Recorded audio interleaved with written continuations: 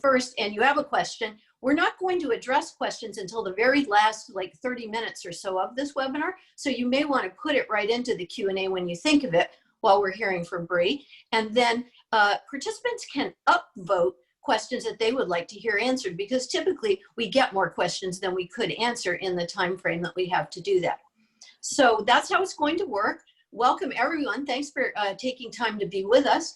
Our webinars have been viewed by thousands of people, and I think that really this is the most important one that we've done, because ranked choice voting is such a game changer. People all over the country, even all over the world, are interested in this race because of ranked choice voting. So I'm very happy to be presenting this topic to you all today. Well, welcome Bre Kidman, an attorney who ran in the Democratic primary as the first openly non-binary candidate for the US Senate. Because they support a strong progressive agenda like Medicare for All and a Green New Deal, they have endorsed my campaign and now have announced that they're running for an open Maine House seat in District 14 with a special election coming right up this Saturday. Bre is also an artist activist who has just released an album made during quarantine at their home in Saco. They've served as a law fellow at NCTE, a policy fellow at Maine's Permanent Commission on the Status of Women, and an intern at Planned Parenthood. Also near and dear to my heart, they have participated in civil disobedience and defended others who have done so. Welcome, Bre. We are so happy to have you with us. Bre, you're on mute.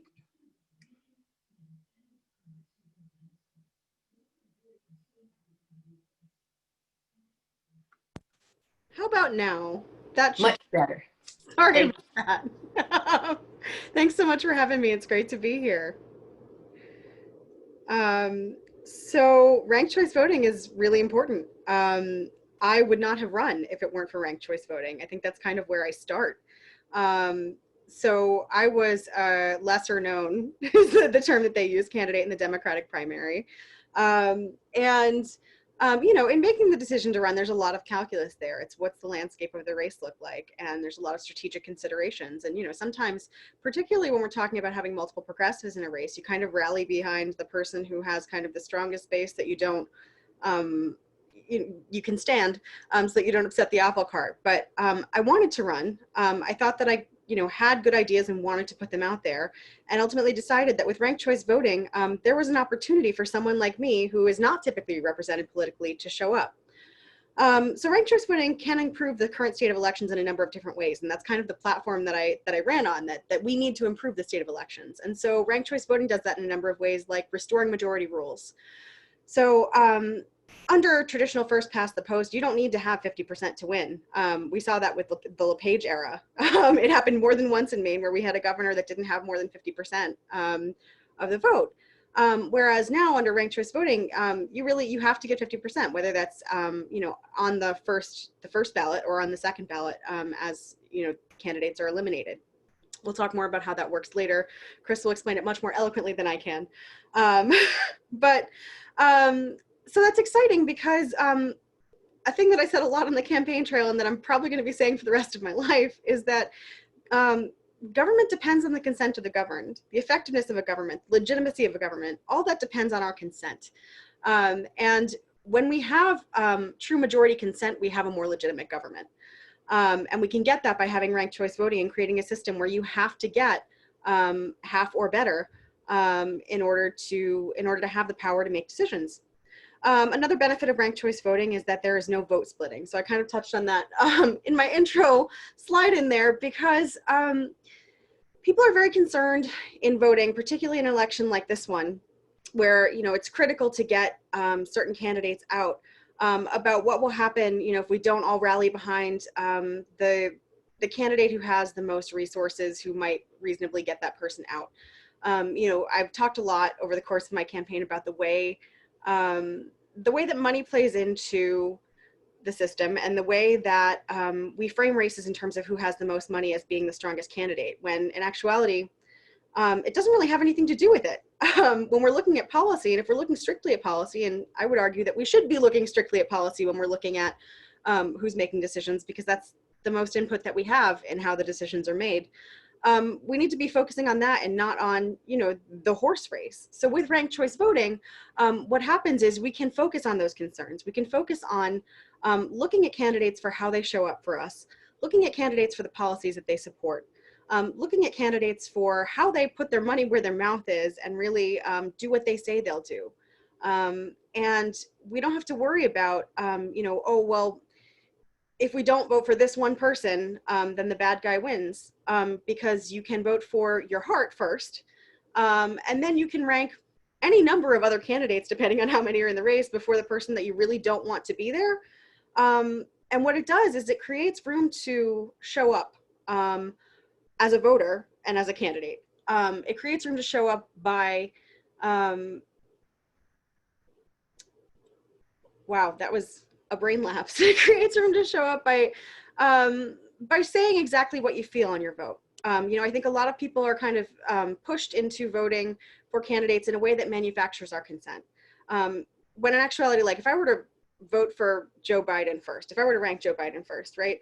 That would be a candidate that doesn't represent any of the policies that I actually care about, but it's just because I want Donald Trump out. Whereas with ranked choice voting, and now this year with the presidential ranked choice voting, I can rank another candidate who might, share more of the things that I care about, like Harley Hawkins, and not worry that it's going to put Trump in office, because as things shake out, ultimately the person who wins or who gets past 50% first has the most consent.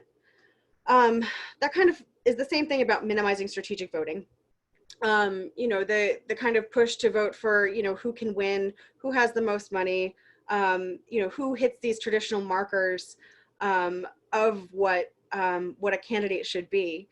And I'll talk more about that. I think there's another slide about that next. But it also discourages negative campaigning in a way that I think is really refreshing and helpful.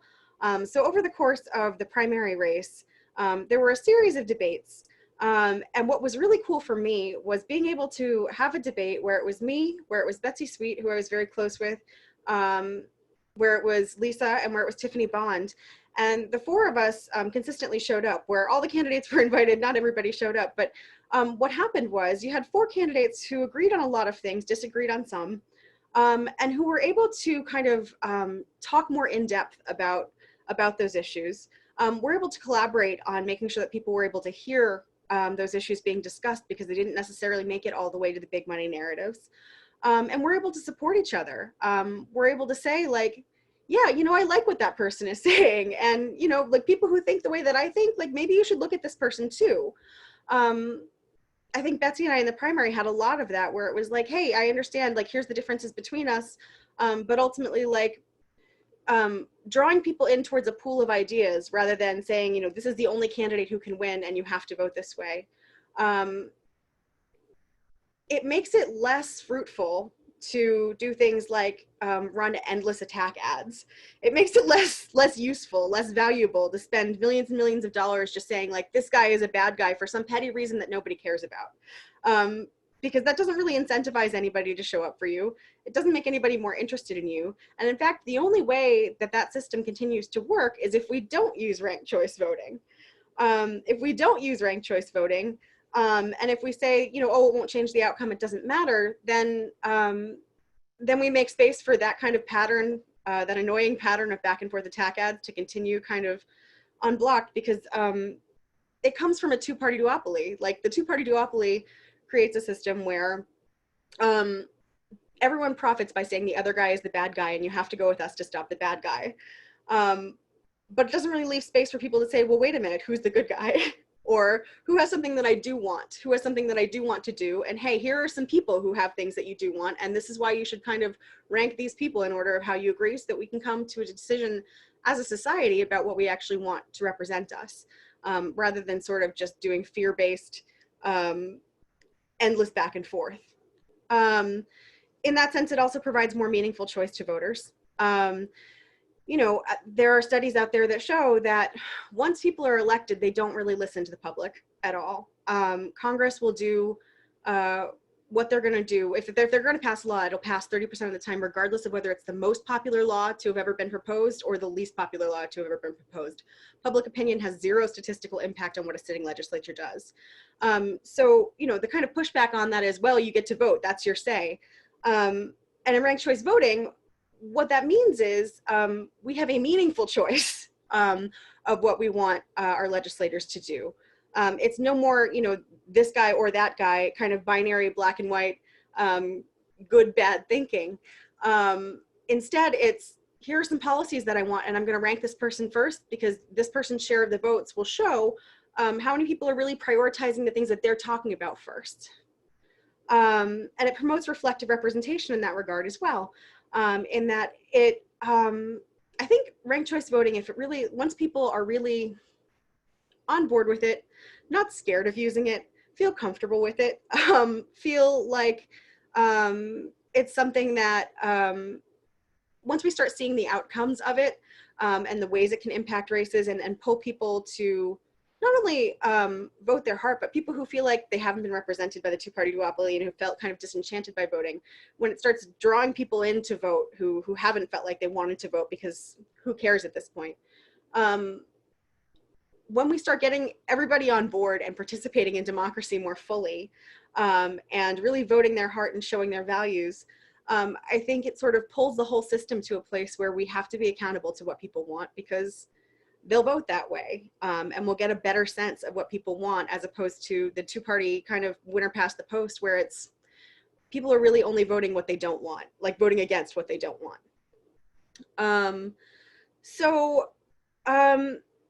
A thing that I really liked about this race, and I know I started with this, is the way that ranked choice voting encourages collaboration between different parties to kind of tease out the finer points of different policies. So like in debates that that were, you know, kind of the four more progressive candidates, it was Betsy, me, Tiffany, and Lisa, and it was a place where we could talk in depth about policy. It wasn't, you know, are you for Medicare for all or against Medicare for all? I guess that might have been the question, but we could talk about how we wanted to implement it. It wasn't, are you for the Green New Deal or are you against the Green New Deal? But it was about, you know, why is that important? You know, I think a lot of times issues get boiled down to these small little talking points and get boiled down to these kind of sound bites that don't really say anything about the policy or how we intend to address the issues. A thing that I really appreciated was, you know, talking about, particularly about the climate crisis, about the different types of solutions that all of us were most interested in, and about the different types of modalities, whether that be, you know, through tax incentives and you know, kind of monetary incentives, or whether that be specific programs for sustainable power, or kind of the different ways we want to go about things. I think that those are things that people, like voters, need to have access to and need to feel invested in. I think that those actual technical solutions and those kind of bits and pieces of policy are things that just sort of seem beyond the pale, because we're also used to just sort of hearing the, well, I want this thing and that makes me a good person and the other guy's a bad guy. Whereas with ranked choice voting, you can get a bunch of candidates who have, you know, fundamentally similar values, but maybe different ideas on how to get there, and really talk about those and get people invested in, oh, this is how we can solve these issues. And ranked choice voting, kind of my last point, is that it removes hurdles for diverse candidates. So there is a hyper focus on electability and on viability, and that has the effect of making sure that only a certain type of person is deemed acceptable to run. We see that reflected in the fact that our Congress is more than half millionaires. And the United States is not more than half millionaires. It's about maybe 5% millionaires. We have come to expect that a person who has a certain degree of polish or a certain degree of sort of manicured persona that costs a lot of money to manufacture and to put out there, that those are the people who make decisions. And so that was one of the things that sort of sparked me to run, as I was kind of doing the calculus of why not someone like me? Because initially I thought it would be ridiculous for someone like me to run, right? Like I'm queer, I'm a performance artist, you know, I'm a lawyer, I know how all these things work, but someone like me definitely couldn't do this because, you know, I have a lot of tattoos and I do burlesque, you know, and as I was thinking about that, I was like, none of those things make me less qualified though. None of those things make me understand these issues less. None of these things take away from the professional experience I have that are relevant. So what's the real issue here? In looking at how, there's never been a transgender member of Congress, whether it's the House or the Senate. And I was the first openly non-binary person to run for United States Senate. No one non-binary had ever run. I actually had to get a bunch of forms changed so that they could get me into the system. I thought, okay, well, so maybe it's possible that Maine is not ready. That's kind of the pushback that a lot of diverse candidates get, right? That the world is not ready for a candidate like them. And that has often been used as an excuse to not run someone like that or someone like me. Because there's such high stakes in first past the post, that, people aren't willing to risk bringing in more diverse candidates who might bring more to the table or more diverse perspectives to the table. Whereas in ranked choice voting, we have an opportunity to test the waters, which still sounds kind of, I don't know, in my case, transphobic and sort of classist in a way that I'm not entirely comfortable with. But it gives us an opportunity to say, no, these candidates exist. People who want to represent us and who have knowledge exist. We can show up, we can present, we can get on TV and debate and show people that we're just as smart as the candidates who look the way a politician should look. And sort of get people used to the idea that maybe the sort of politician that we're used to is not the best idea. Maybe having representation that looks more like an average person, that has more kind of real world experiences, that's more in touch with the struggles of, working class and poor people. Maybe that's who we want to represent us. And we don't have to worry about kind of the risk calculus of appearing a certain way.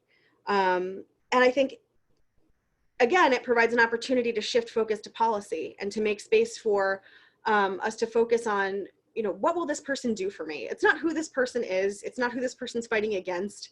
It's not about how many resources this person has to fight this battle. It's about what is this person going to do to represent me? How is this person going to act if I elect them? How will this person show up and be accountable and be accessible? What kind of ideas do they have? How do they approach things? How do they think about them? Those are all the things that I think are important about representation. And I think in order to get to those things and away from the good guy, bad guy paradigm, ranked choice voting is really the key.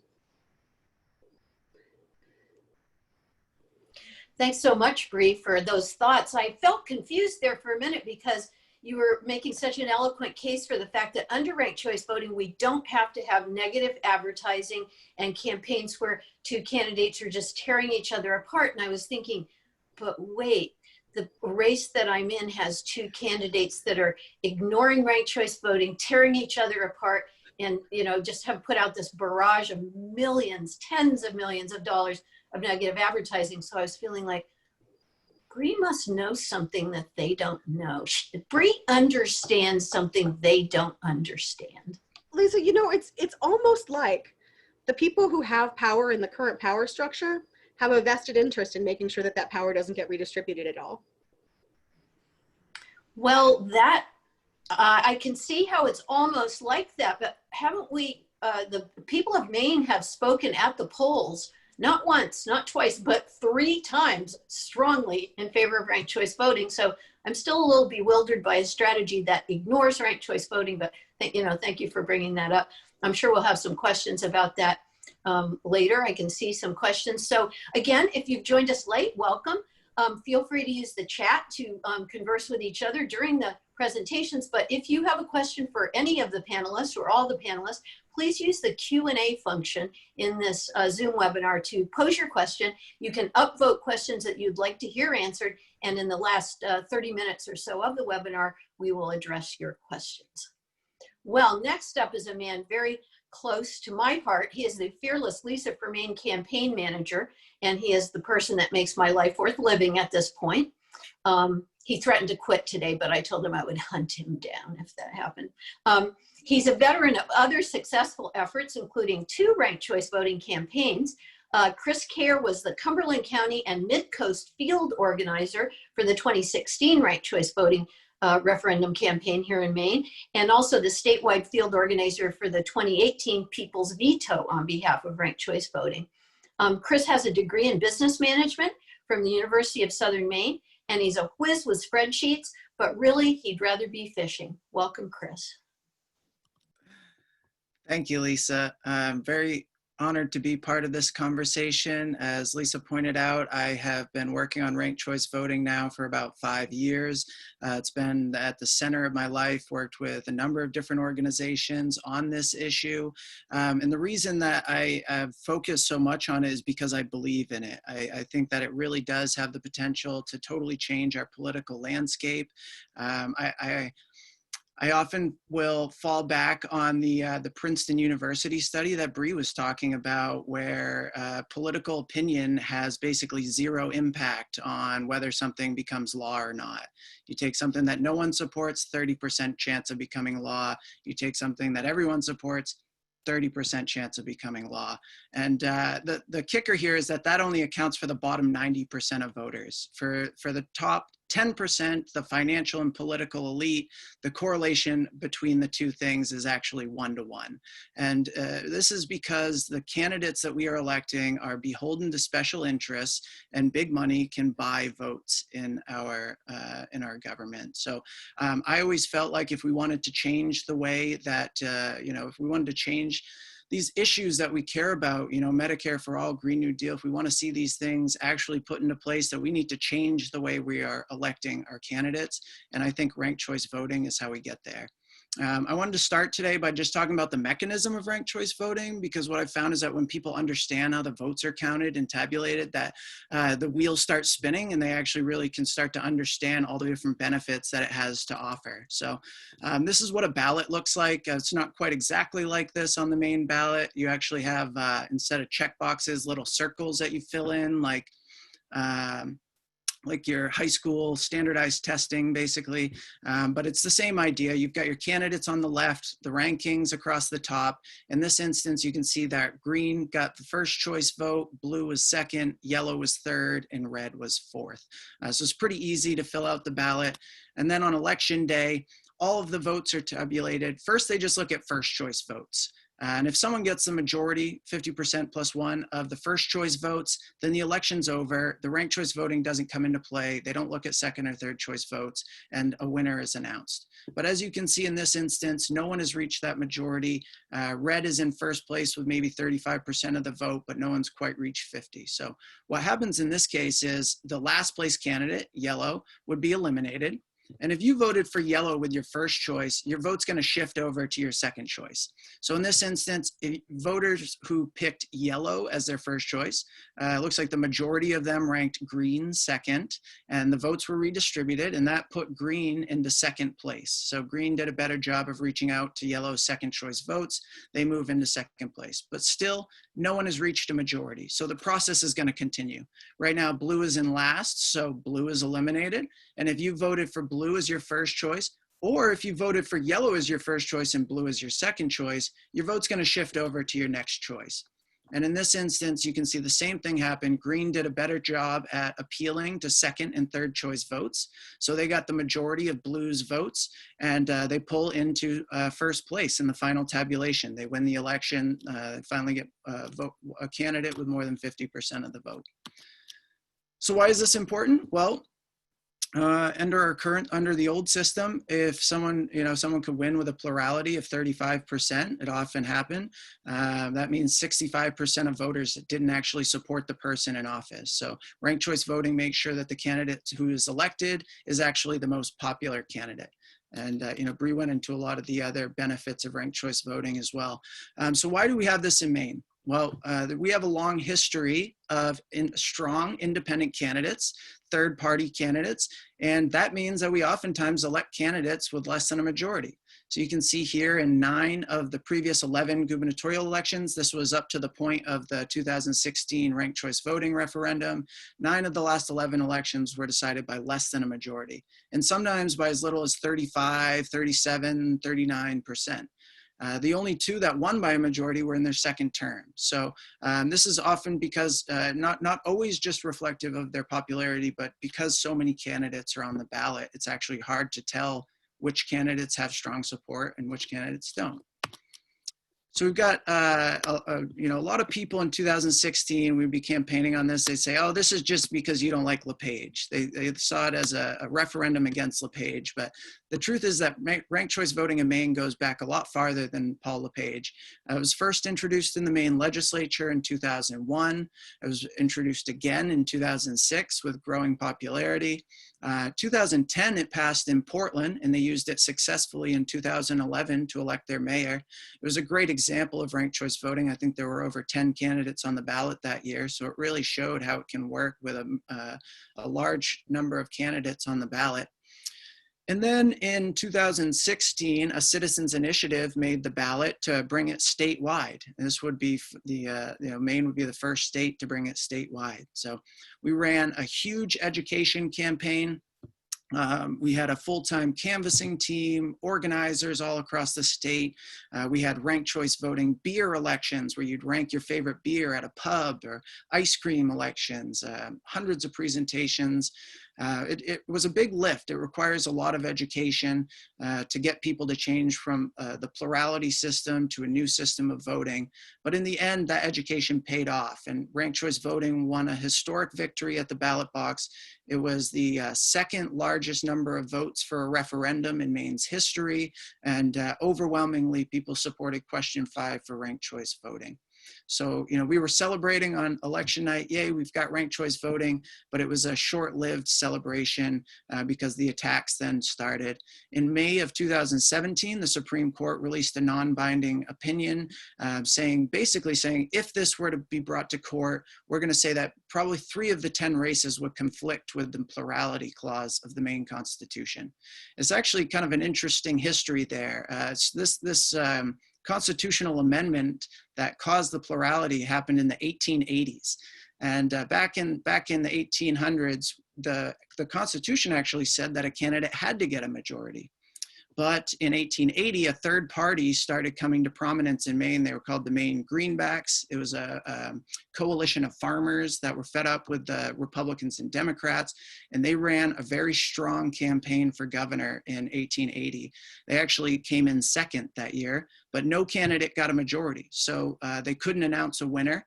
And under the Constitution at the time, the decision got handed down to the Maine legislature, which was controlled by the Democrats. And the Democratic candidate came in third, but who do you suppose that they decided was going to be the next governor?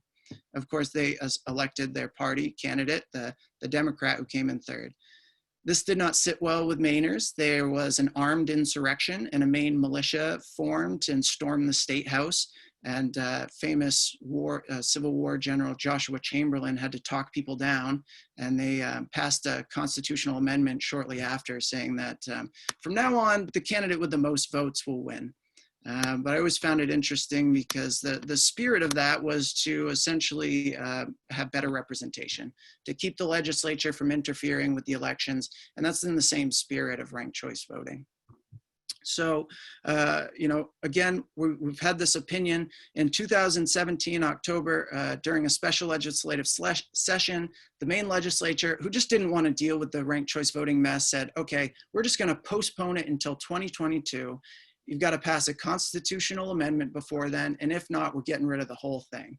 So they basically just tried to brush it under the rug. But that didn't sit well with Maine voters who had just ran this huge campaign. So they decided to run what's called a people's veto.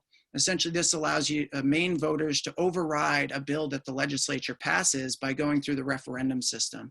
So we collected signatures in the Maine winter to try to get ranked choice voting back implemented as the law of the land. We were able to collect 80,000 signatures in a very cold and miserable winter and get ranked choice voting back on the ballot, the people's veto, to try to override the legislature's bill. We had help from Liz and our out-of-state friends and hundreds of Mainers who collected signatures across the state. So it got back on the ballot, and in June we voted again to decide if we're going to use ranked choice voting, and again it passed, this time by an even larger margin, 54% of the vote. So yay, we've got ranked choice voting again, but you know, again, that was short-lived.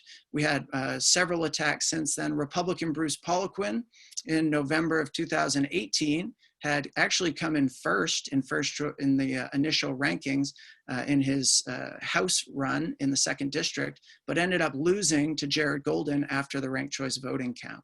And essentially what happened here is Jared Golden appealed to people's second choice votes. He reached out to the independents who are voting for an independent or third party and said, I want you to rank me second. While Bruce Poliquin was saying, I don't want ranked choice voting. Don't rank anyone except for me. And that backfired. You know, Bruce had the most votes in the first round, but Jared got more second choice votes and ended up winning. So Bruce tried to file a lawsuit against ranked choice voting, ended up withdrawing that lawsuit. But that wouldn't be the last attack that we saw in ranked choice voting. In August of 2019, the Maine legislature expanded ranked choice voting to presidential elections and primaries for 2020. And then after that, the Maine GOP decided to do the people's veto approach. They said, well, it worked so well for the Committee for Ranked Choice Voting. We're going to try to do the same thing, collect signatures in the dead of winter and get this on the ballot. They were able to collect what looked like enough votes to get on the ballot, but after the votes were, or the signatures were processed, it turned out they did not. So Maine's law is upheld and it will be used for presidential elections moving forward. So just to clarify, it's now in place for 9 elections.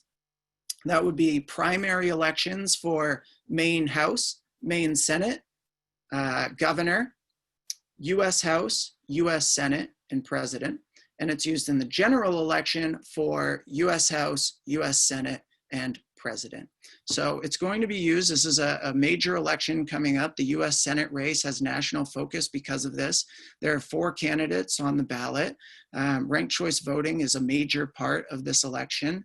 And as I may be biased, but I'm encouraging everyone to rank Lisa as their first choice and then decide, you know, if there's a candidate that you think is a safe choice or you want to make sure someone else doesn't get in office, you can rank them second. You know, what we're seeing from the numbers is that 70% of people who are going to vote in this election aren't actually voting for a candidate. They're voting against a candidate that they don't like. Ranked choice voting gives us the option to actually vote for a candidate that you like without fearing that you're going to throw your vote away and help elect that one you really don't like. So I encourage you to vote your values, vote instead of your fears in the upcoming election. And thanks so much for having me on. Thanks, Chris. That was great. I loved the history lesson. I was a history major, and Maine does have some interesting history around voting and really, you know, democracy in action. We're a small state, not physically small, but population small. And sometimes I think that Maine is like one big small town, because if you're from Maine, like I am, and you live here and you work here and raise a family here, it seems like you just know pretty much everyone, or you can find a connection with everyone. But it's very interesting to think about the back and forth. I live in the 2nd District, and so I watched with great interest. I had no intention of running for the Senate at that point, but I watched that election with great interest. There were 2 independents that ran pretty strong in that race, and their second choice went to Jared Golden. And Jared Golden was in the Maine legislature, but he wasn't super well known.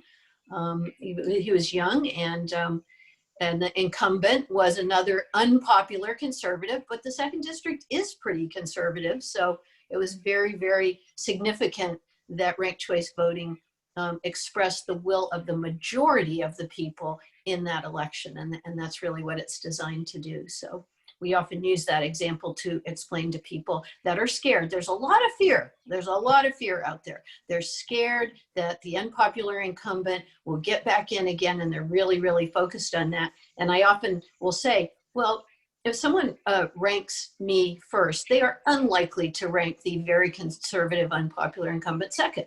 It's just unlikely. If someone ranks the Democrat first, they are very unlikely to rank the unpopular conservative incumbent second. And people you can see the kind of light come on for them, and they go, oh, I see what you mean. People often say ranked choice voting's new, so it's taking us a while to get used to it. My uncle and aunt live in Australia, where they've had ranked choice voting since 1947. And I believe Ireland has had it since 1922. And of course, there are many municipalities around the country that have ranked choice voting and have had it for a while. So It takes a while. I've been a teacher from just retiring from 25 years of teaching. It takes most people seven exposures to a new idea, completely new idea, to grasp it on average. So, you know, don't despair, hang in there and keep educating people, because 7 exposures is a lot of exposures. We have a lot of materials that we have on our website on the ranked choice voting page, resources to help you. Some people learn better with a video format, and some people would learn better if there was humor involved, and some people learn better if they can see it visually, like a cartoon or a flow chart. So we have all those modes going, and now we will have this great webinar with these subject matter experts that you can also share with people. Well, I'm very excited that Liz Popolo has taken time to be with us today. She has a founding member of the Voter Choice Massachusetts team and has been working tirelessly for 4 years to expand ranked choice voting to Massachusetts. She's worn many hats during that time. She's been a media team director, digital fundraiser, a public ranked choice voting educator, and a grassroots field organizer for Western Mass, where there is no internet or cell phone service. Particularly challenging. Her volunteer activism brought her to Maine, as Chris mentioned, to help us out in early 2018 to assist with the People's Veto campaign to protect ranked choice voting. And she also proudly serves as the art and animation director for Erickson Communication Group, which is based out of Brunswick, Maine. Thanks for being here, Liz. That's right. Thank you so much, Lisa. I'm really, really glad to be joining you all. And really, I got my start because the people in Maine, Chris and his colleagues, are heroes to me, because we took a big boost of energy here in Massachusetts after Maine successfully passed question 5. I was one of those election nerds on election night refreshing the results for Maine, and other folks were refreshing the results for the presidential election. But that was, you know, I was, as you mentioned, I was one of those people just tired of despairing, tired of the rancor and the vitriol that we were seeing in that election cycle especially, but that happens really every election, because people are pitted against each other and pitted to vote their fears rather than their hopes. We see that the way one of my colleagues likes to frame it is it's a vicious cycle, and RCV actually provides a virtuous cycle. It provides incentives for candidates to speak to people's better angels rather than to tear each other down. So I'm going to talk just a little bit about some of the other places around the country that have already started to use ranked choice voting. Many people don't know that it's actually got some pretty widespread usage in local and some state elections, increasingly so, especially in the last couple of years. And you know, so we got started organizing in Massachusetts right around the end of 2016. As a founding member, I helped us, group up, and we initially didn't know what we wanted to do, whether it would be a legislative approach, whether it be a ballot initiative, because Massachusetts does have the ballot initiative available to us. Not all states do. But, you know, in Massachusetts, we also, like Portland, we have had a municipal use of ranked choice voting since 1941, actually, in Cambridge, Massachusetts, where they've used it to elect their city council and their school board. And that's in the multi-winner formulation called single transferable vote. And across the country, there are actually a number of cities that are using it for that same method. There are also states that are using it for military and overseas balloting, because if you think about enfranchising people who are serving overseas, the practicalities of sending a primary ballot, getting it back in time to be counted, and then sending a second ballot for the general election and getting it back in time to be counted, can be expedited when you have a single ranked ballot that you send somebody serving overseas. Municipal uses have been growing in, for example, East Point, Michigan was a very notable case just recently. The city was being sued under the Voting Rights Act for lack of representation in their city council, and ranked choice voting is being implemented as a remedy for that situation. And in a few municipalities in Massachusetts have already adopted since just over the last 3 years or so. So Amherst and East Hampton have both approved ballot questions and city charters that will include ranked choice voting. And in the last year, actually, we've seen the growth of its use among the party system. So in primaries and caucuses in a few states, including we've got Nevada, Wyoming, Alaska, Hawaii, and Kansas have all used their Democratic parties have been using it for their caucus systems. The GOP has used it in Indiana and Utah for their convention because a lot of voting has gone online naturally because of COVID, and ranked choice voting is a way of doing multi-round elimination round votes on a single ballot. So it saves time and it's easier for the users, the voters, to actually participate in. And I'll get to this a little bit later, there's a few states that actually have it on statewide ballot initiatives this year. So that's very exciting. So Chris can go to the next slide. I'm just going to kind of walk through sort of the anatomy of how Massachusetts kind of picked up the ball and started to run with it. This slide shows some of the local places, municipalities that I mentioned that are using it, including on there Cambridge and East Point. And as Lisa mentioned, a number of countries that also have been using it, including Australia for over 100 years, Ireland for over 100 years. There's a really great episode, if you know the podcast Radio Lab, there's an episode called Tweak the Vote where they walk through a count in Ireland, and it's a really interesting process how they do the actual physical counting of their paper ballots using ranked choice voting. So you can go to the next slide. So in Massachusetts, we grouped up and we tried to figure out, how do we talk about ranked choice voting in Massachusetts, because we didn't quite have the same sort of problem statement of a series of, governor's races being won with, very low percentages of support. However, we did have historically a lot of competitive races that in other levels of government that were non-majority outcomes. So in cases, we took a lot of election data from the past 30 years of elections in Massachusetts. We compiled it and we started to look at the patterns.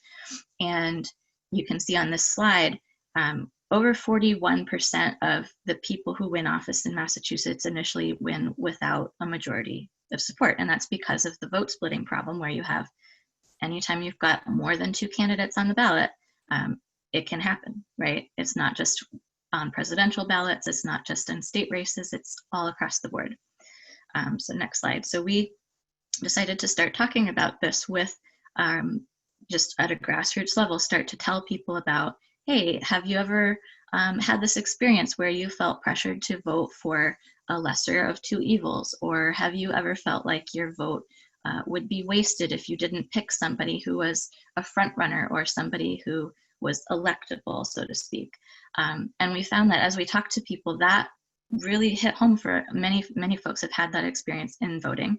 So over the course of about 2 years, we started to do very rapid growth. So we tried to, build a list of supporters. We've been fundraising. We've grown our base of endorsers and people who are supporting us in, for example, the legislature.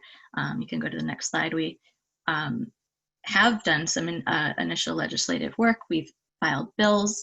There are 2 bills currently in our session of the legislature that could be adopted as soon as tomorrow if the legislature would take them up, that would enact ranked choice voting at the statewide level, just like you have it in Maine. And also there's a bill that would enact, or that would make it easier for cities and towns to enact it at the local level, so the local option. We did a large legislative push early last year to do broad education to our legislators. We sat down and had coffee with as many of the 200 of our members of the state, House, and Senate that we could, with constituents, talking about why ranked choice voting was important to them. Next slide. we had a citizen lobby day where we went and talked to them at their offices, and we really showed the grassroots support for this initiative. That's where, you know, it's been really heartening to see just how much energy and how much hunger there is for a change, because people are tired of this cycle of negativity and the cycle of politics as usual right now. So next slide. There's more photos from our fun lobby day last summer. Next, yeah. So then we, you know, the legislature, you know, the process can be slow. Even if there's a lot of support, it doesn't necessarily mean that the bills get out of committee or they get taken up for a vote. So we last September initiated the ballot process. So that meant for us gathering over 80,000 signatures in a span of about 2 months across the state. And we're actually very proud that we managed to gather signatures for every single one of the 355 cities and towns in Massachusetts. That was a really important point to us. And then following that, this spring, we had a second round, and that's part of our Maine or Massachusetts Constitution that we do it in 2 rounds. So this spring, we gathered more signatures. And finally, just this past July, we have been certified to be on the Massachusetts ballot for this November. So that was the process we followed, just in, you know, kind of following Maine's footsteps. But we're on the ballot, and so now we're running a campaign to vote yes on 2 in Massachusetts. And like I mentioned, there are a couple other states where it is on the ballot as well. In Arkansas, ranked choice voting is being proposed as part of the open primaries question they have, which would enact ranked choice voting as a method for open primary systems, meaning all parties run in the same contest together, and the top 4 advance to the general election, and users rank their ballots. And then in Alaska, a similar type of question. They have, you know, a few different components to theirs, but ranked choice voting is one of them as well. In Massachusetts, we are just purely, you know, seeking to enact ranked choice voting for state and federal offices. We don't have the office of president as part of our ballot question, but it would make such an impact even at the state level. I noticed one of the Q&A questioners was asking, you know, how do you get candidates to talk about ranked choice voting? And really it comes through practical scenarios. So for instance, in Massachusetts right now, we have our primary coming up in 2 weeks, state primary. There's a congressional race with 8 candidates running right now. And so you can see very clearly that that's a scenario that vote splitting becomes very much of a threat, and somebody can win with as low as, you know, 25% of the vote. So in that race, for instance, I believe all of the candidates, maybe all but one, have come out in strong support of ranked choice voting for that reason. They recognize the problem, and the voters see the impact that it would make in their own experience of voting in that race. And similarly, 2 years ago, a congressional race that had a very similar number of candidates, somebody won with less than 22% of the vote. So it's a recurring problem. It's something that people see the need for a remedy to. So that's sort of the gist of where we've come from and where we're going to. And if you have any questions, I can chip in. So thank you. Thank you, Liz. That was really informative, and I wish you all the best. I'm the moderator, so I get to ask questions that come up for me. Talk about the decision to not include presidential elections in RCV. Good question. Yeah, so as far as I know, it was, you know, a question of, well, for one thing, voter understanding. So we want people to become familiar with the system and use it a little bit before kind of implementing it across the board. I think there was also, you know, in Massachusetts, the question of how we elect our presidential electors is written in the state constitution. So it's not something we actually feasibly could do with the ballot initiative, as far as I know. So, so that would have to pass through the legislature. But that's the underlying reasons generally, yeah.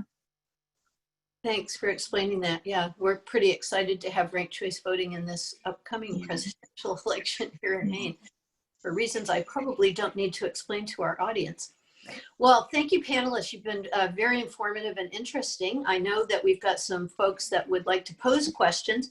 I'm going to suggest who would start answering the questions, and then each of you can weigh in, of course, if you'd like to.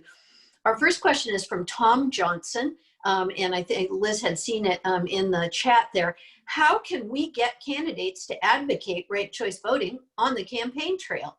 Or to put it another way, why don't more candidates advocate for it? I think, Bre, I'm going to ask you to start us off on this one. I can't imagine why. No, I did advocate pretty strenuously for ranked choice voting while I was on the campaign trail because, you know, I was running an exceptionally non-traditional campaign, not just because I'm non-binary, but because my campaign actually sought to see how far we could get on as little money as possible. I didn't actively fundraise for almost the entirety of the race. I stopped like a month in because I thought, wait a minute, the issue that I am most angry about is how much money it costs to run for office, the fact that millions of dollars get blown on these things. What would happen if we just didn't do that and did something else instead? So when you raise an idea like that, people are like, yeah, but can you win though? And the answer under ranked choice voting is, I don't know, let's find out. Because the truth is, like, people get to decide what's electable. People get to decide how these things work. People get to decide how we want our elections to work and what we want to prioritize. But a lot of money and a lot of effort and a lot of energy, as much money and effort and energy as goes into the smear campaigns that we see on TV, goes into the idea that, no, you have to do it this way or else it will be the other way. Like, the way we've always done things is the way that it's always going to be. So I think, you know, the candidates who are going to advocate for ranked choice voting on the campaign trails are the candidates for whom it is in their best interests. I think it's very difficult ask to get people who are benefiting from the system as it currently stands to advocate for something that might undermine their kind of overwhelming power base. I think getting candidates to advocate for it is good, great, awesome, a good thing to have. Pay attention to candidates who advocate for it because they're people who really care about representation. But I think more than candidates, it's important to get our friends and neighbors advocating for ranked choice voting. Because when we have a community of people who are educated about ranked choice voting and prepared to use it, and who understands that this is how we implement our power, this is how we reclaim power from the kind of duopoly, the plutocracy, the people who have more money and who have been telling us that we have to vote one way for so long. This is how we get it back, by using the power of ranked choice voting to vote our values without fear.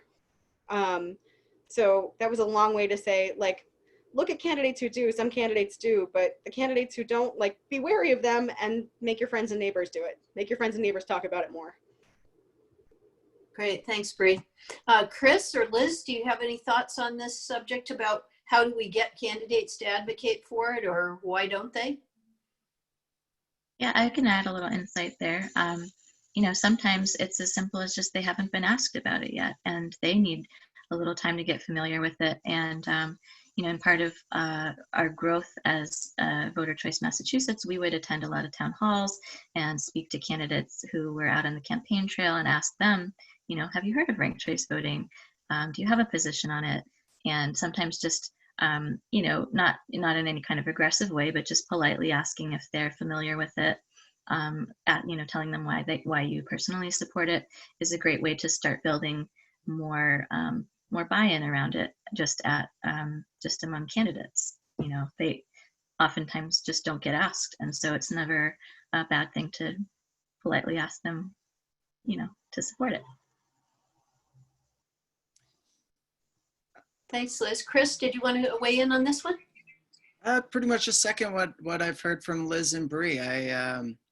Yeah, you'd be surprised when we were doing the ranked choice voting education, how many elected officials just didn't understand ranked choice voting that well. But in Maine, you can go right to legislature during session and talk to them while they're outside of the voting, and really just try to grab their ear, tell them that they're your elected official and you want to talk about a specific issue. So that's one way. And yeah, the simple answer of why they might not talk about it is if it benefits their campaign, they're going to talk about it. If it doesn't, they're not going to talk about it. If you're a candidate that's only supported by 35% of voters and 65% of people can't stand you, talking about ranked choice voting is just not in your best interest. But for candidates who appeal broadly to voters, I think that they'll start to implement it into their platform.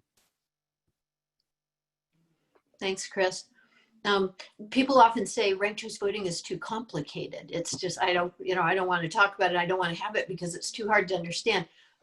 We watched a hilarious stand-up routine by the comedian Ron Placone where he took up that question and compared it to ordering in a restaurant. Like, yeah, that would be way too complicated because like you've never gone to a restaurant and thought, oh, I definitely want the lobster, but if they're out of that, I've got a second choice or a third choice. He made a little video for us for our campaign to share. So, I think it's Ron Placone. It's called Ranked Choice Voting and Explained in Under 2 Minutes or something like that. Also has one of the most interesting takes on gerrymandering that I have ever personally seen. Kelly Merrill has just pasted a link to that short video where it lives on YouTube. So you owe it to yourself to check that one out at some point. Okay, our next question is from Hal. And this question is, why do you think ranked choice voting is currently not receiving national attention, like, for instance, Medicare for All? What do you think are the next steps to make this a national/federal issue? Let's start with Liz on this one. Sure. So I think actually in some ways it is starting to receive a lot more national attention due to things like Maine passing it, due to things like the city of New York City recently passing it for municipal elections with over 70% of the vote, 72 or 73% of the vote, I think. It's starting to create a lot more buzz in ways that we weren't seeing 4 or 6 or 8 years ago, even though many folks have had it on their mind. Academics have had it, in their back pocket for decades in some cases, but it's really getting a big boost of awareness right now because states are adopting it. And I would say to the degree that it's not getting as much attention as some other issues, it's really because I think at some point it reaches a critical mass, right? Once one state does it, once 2 states, once 5 states, 10 states start to do it, that's the critical mass where it becomes a household word, and that is just an awareness building campaign that takes time to do, but that many people are working on and more people are getting involved with every single day. Thanks, Liz. Chris, do you have any thoughts about this? Why it's not receiving a lot of national attention? Yeah, just quickly, I think issues like healthcare, it's part of our daily life. We all have to deal with healthcare. If you have a broken leg and you can't afford to go to the doctor, you understand what the issue is and how to solve it. Most people wouldn't say, I can't afford my doctor's bill, it's too bad we don't have ranked choice voting. There's a connection, there's a level of education that needs to happen for people to draw that connection. And of course, there's vested interests in keeping the system the way it is. And the major 2 parties in this country are they sort of set the priorities. In order to change that, it's going to require a lot of grassroots education. Thanks, Chris. Bre, do you have any thoughts on this? I'm glad Chris said it because I feel kind of fringy when I'm the only person saying it, and I feel like in a lot of circles I am, but the truth is that so much money goes into making sure that things stay exactly where they are that I think that even once ranked choice voting becomes kind of inevitable across the country, once people realize that this is how we get our power back, once states do start passing it en masse, we're going to have to continue to fight the narrative that we should use it. They're going to come up with some sort of messaging, some sort of reason why it shouldn't be used that way, that why you still have to vote on the duopoly lines, why it's still not feasible. And I think that's something that we're going to have to look out for. I think with ranked choice voting, if you don't use it, you might lose it and we might not get it everywhere. But I will say that it was really heartening for me. It was maybe a month or 2 ago to see Patriot Act with Hassan Minhaj do a complete expose on ranked choice voting and why it's the answer. Like, I think, you know, people who are putting out thoughtful political content for popular consumption are catching on to it and are talking about it more. It is kind of moving its way through the channels. So I think, you know, it's going to be a hard battle. There's always going to be a reason why the people who have power now find not to convince us out of using ours, to convince us that we don't actually have the power that we do have. But the more we push back, the quieter they get. If I could add one more point that just occurred to me, which is that when you talk to people out in the field and you introduce them to ranked choice voting for the first time, most people have never thought about a different way to vote. We take that for granted, I think, because we have, you know, become so accustomed to ranked choice voting and we know a lot about it. But from the average voter's perspective, you know, I thought there's just one way to do democracy. I didn't realize there's democracies around the world that do voting in many different ways. And so once you start to introduce people to that concept, that there are different ways to cast a ballot, to count the ballots, and to still get a representative, even more representative outcome, you see that light bulb go on over their head and they say, oh, you mean there's a different way? Okay, that's cool. And that's a very rewarding experience to have those conversations with people. Great, thanks, Liz. Yes, it's been very educational for me to be involved in this campaign and learning more about how voting works.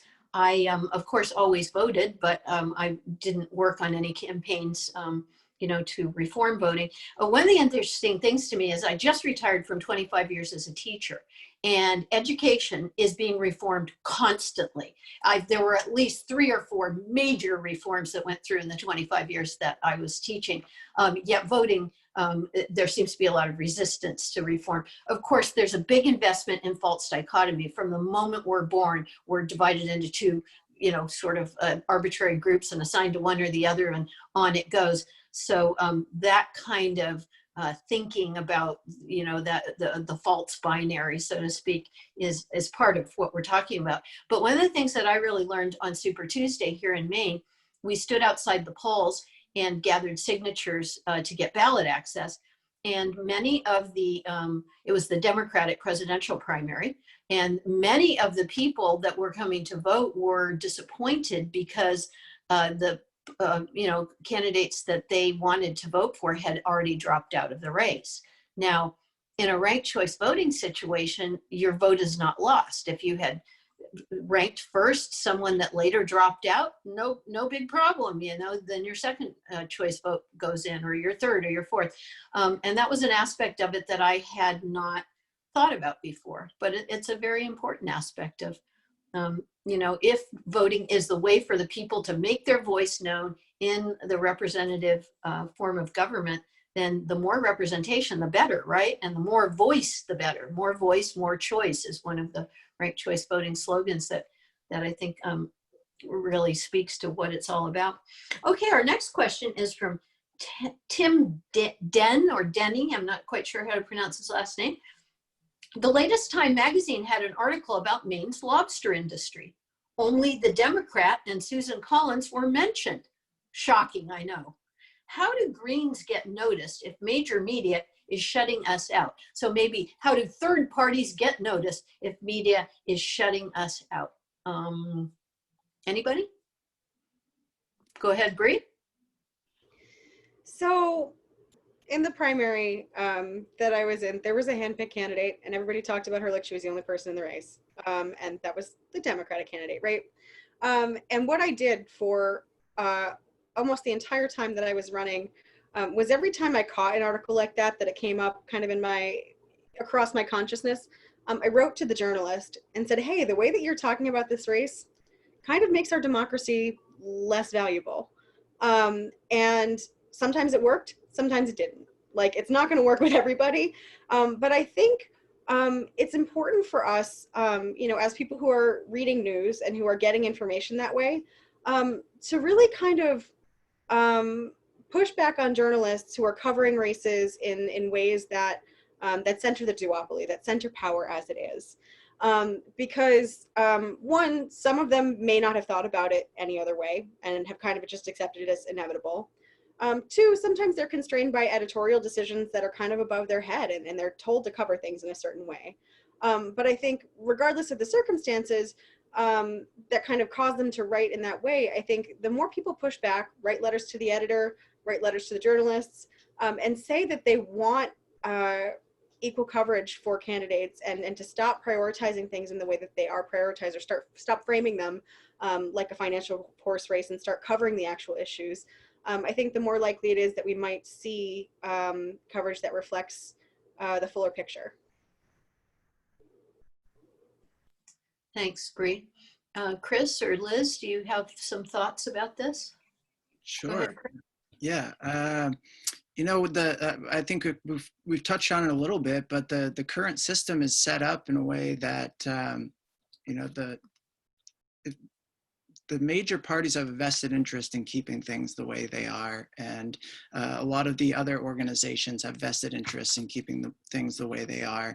And you know, one example of how third parties are kind of excluded from the system is, you know, in order to get name recognition, or in order to get media attention, you need to get into the debates. And in order to get into the debates, you need to have a certain level of polling. And in order to get that level of polling, you need the media coverage. And so it's just this big circle that, you know, if you're excluded from one, you're excluded from all of it. So, you know, and the media is not going to break that tradition. It requires a lot of grassroots campaigning and education, and that's what the Lisa for Maine campaign has been working on, getting the word out there through non-traditional methods, knocking on doors, making phone calls, writing letters to the editor, really having one-on-one conversations with people to try to change the system, because you know, the media is just not going to cover a third-party candidate. We've got to try to create that coverage ourselves. Liz, any thoughts on this one? I think Bre and Chris really covered it as much as better than I can. You know, just you know, I remember being really distressed that, you know, in 2016 there were national debates happening where the topic of climate change was never once mentioned, and that's extremely frustrating, as you know, because it's such an important issue.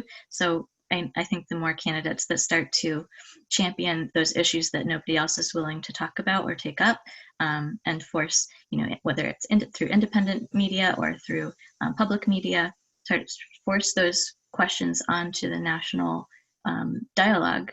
I think that's one way to go about doing that too. That's a really good point. Early in the election season, back in the fall, I went to a town hall meeting with or without Senator Collins. Of course, she wasn't there. She hasn't done a town hall in 20 some odd years. But the audience could put in questions. It was about an hour-and-a-half long event. It took an hour for a climate question to be asked, which I found pretty shocking, because it's you know, this is before the COVID-19 pandemic. So climate change was clearly the biggest threat to the future of life on the planet. And at no point in the 90 minutes did anyone use any of these words: Pentagon, military, war. They didn't even say support the troops.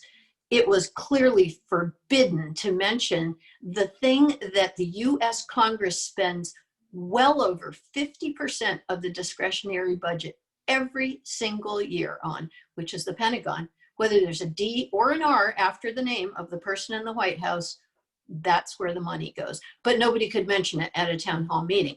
I know there was at least one question asked about it, because my husband put in a question about it. So this kind of managed conversation, I think, the managed narrative is extremely crucial here. And one of the things I wanted to ask about, a little terminology question, is sometimes it's called ranked choice voting, and I've also heard it called instant runoff voting. Would you care to comment on, are those the same thing? What would be the advantage or disadvantage of those two terms? Liz, do you want to start us off? There we go. Yeah, sure. So this is a great question. It comes up a lot. Instant runoff voting and ranked choice voting tend to be used interchangeably, although the way I would describe some of the subtle difference is really that ranked choice voting describes more so the user's experience. So it's the process of ranking your choices.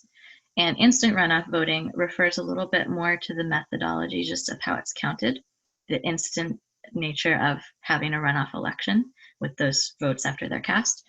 And, you know, I think both terms are useful. I think instant runoff voting has more name recognition among, from my experience, generations older than me.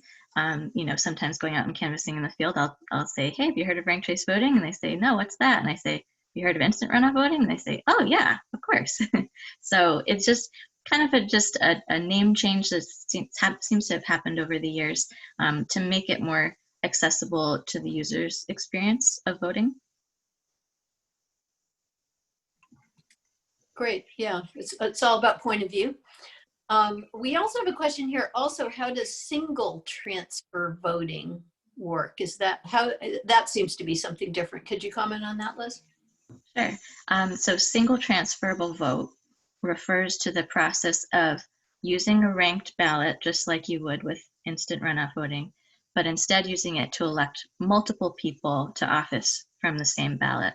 So think about how city council elections often work, where you have a number of, you know, maybe a dozen candidates, and you're electing 6 to take office, or you're electing 3 out of a field of 12. And it works roughly in the same way, and with one small difference. So that the way I would describe it is it's the threshold to win under ranked choice voting instant runoff is 50% or more of the vote, right? Somebody has to reach over 50% to truly represent the majority in a single winner election. When you have a multi-winner scenario, the threshold is actually lower to win. So you, as a candidate, need to reach that threshold in order to be seated. And as a voter, if you vote for somebody who's quite popular, anything over that amount of threshold needed to win is just as much a wasted vote, so to speak, as one that doesn't go to elect somebody with enough support. So you don't want, the idea is to maximize the number of votes that are not being wasted in any election. So under STV, if you cast a vote for somebody who's highly popular, to the extent that they have what's called a surplus of votes, that surplus can now go towards electing the second choice of those voters. So it's kind of, instead of just a bottom-up elimination, it's a bottom-up and a top-down elimination in a way, in order to get the number of candidates you need all seated at a threshold. I hope that makes a little more sense. And if you want to see some videos on how that works, there's a great one if you search YouTube for MPR, which is Minnesota Public Radio. They've got a great sticky notes video that shows how multiple members can be seated with ranked choice voting. Great, thank you, Liz. You're good at explaining complicated things in a simple way. Hopefully. That's a skill. Chris, did you have something that you wanted to add about single transfer voting? No, I just learned something myself. Thank you. Okay. Here's an interesting question. It's kind of an arts question in a way. This is from Tom Johnson. He says, I live in Nashville, which like many cities has a weekly newspaper that every year invites readers to vote for their local favorites in dozens of categories: best Thai restaurant, nail salon, best jazz venue, etc.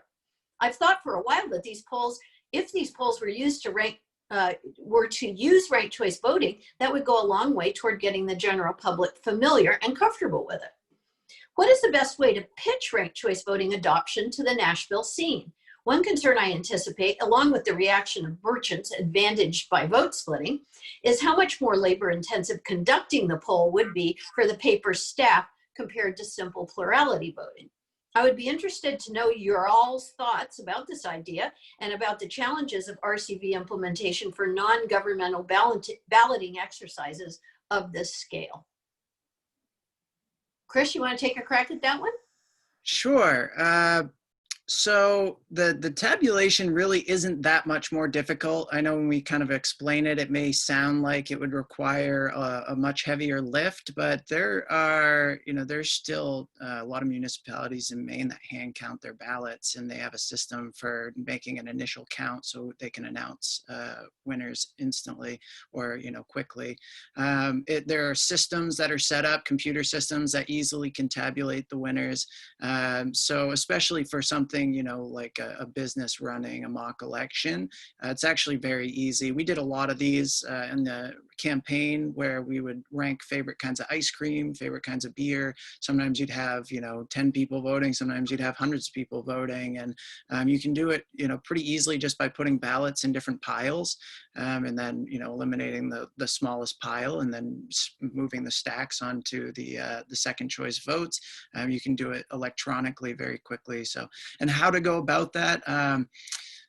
Yeah, I would, I guess you would have to reach out to the organization that's running the polls, maybe show them an example of ranked choice voting and why it could benefit them.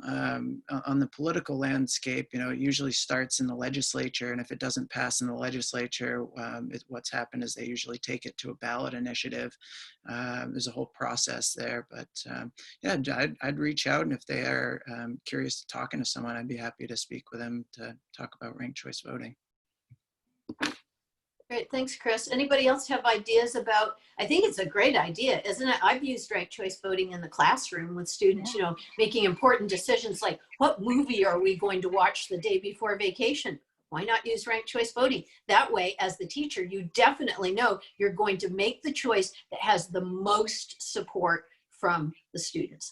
And that's important. But what are some other ideas to, use this approach, do you think? You might actually be surprised if you do a little digging and look for places that it's already being used in non-governmental elections. So things like, alumni boards or student councils sometimes in universities are using it already. So there may be some local places near you that you could approach and say, I'd like to learn more about how you're doing it at your school or in your business to elect members of a board. I run our local art league, and one of the ways we chose our people's choice for the winner of an art show that we were having was to use a ranked ballot, and we were able to tabulate it with one of the online tools that Chris mentioned. There's some great ones out there called, one is called OPA Vote, one is called rank.it. There's the Reg Trace Voting Resource Center, which is a great resource to go look up.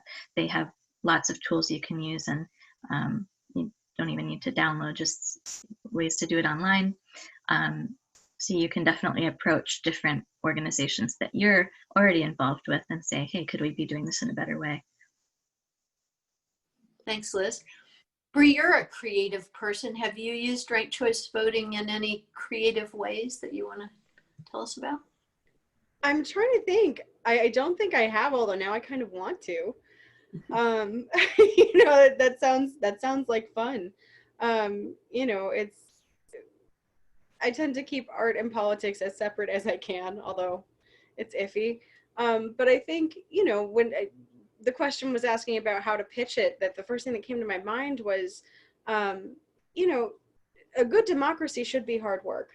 A good democracy should involve some level of participation, should involve a little bit of sorting things through.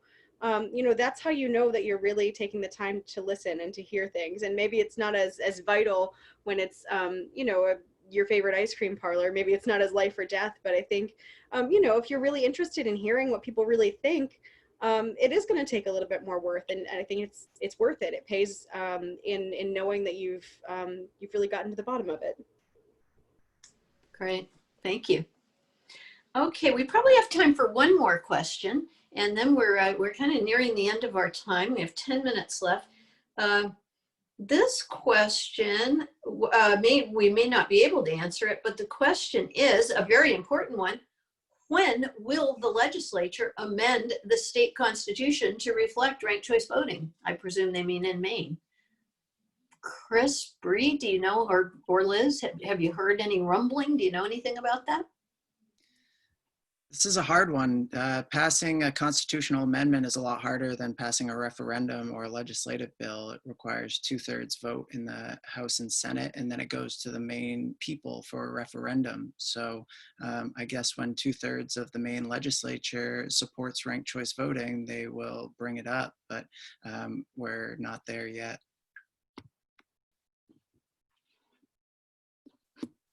Liz, did you have a thought about that?